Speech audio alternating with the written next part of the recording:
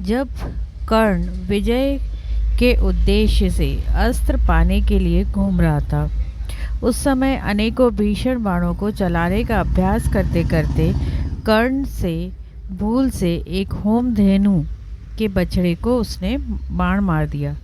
बेचारा बछड़ा निर्जन वन में चल रहा था।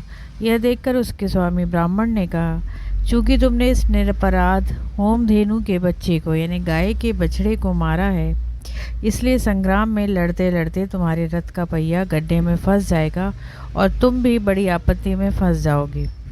ब्राह्मण के उस प्रबल शाप से कर्ण को भय हमेशा बना रहा कि कहीं ऐसा ना हो जाए कि मैं युद्ध में मेरा रथ का पहिया फंस जाए और मैं मर जाऊं।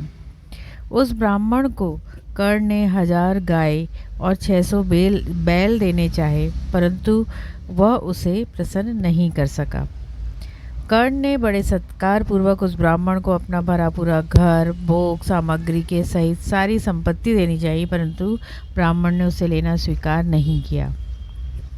फिर कर्ण ने बहुत प्रयत्न किया और अपना अपराध क्षमा कराने के लिए उस ब्राह्मण से बार बार आग्रह करने लगा। उस ब्राह्मण ने कहा, सूत पुत्र, मैंने जो बात कही है वो तो बदल ही नहीं सकती।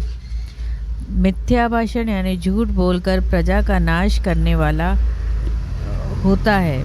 यदि मैं अपने कथन को मिथ्या कर दूंगा तो मुझे पाप लगेगा।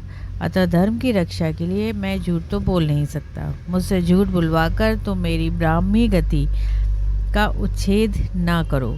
लोक में कोई भी मेरी बात को मिथ्या नहीं कर सकता। अब तुम शांत हो जाओ। उनके इसी शाप से, उस ब्राह्मण के इसी शाप के कारण कर्ण की रणभूमि में महाभारत के युद्ध में रथ के पहिए के फंस जाने से ही मृत्यु हुई थी। उसका कारण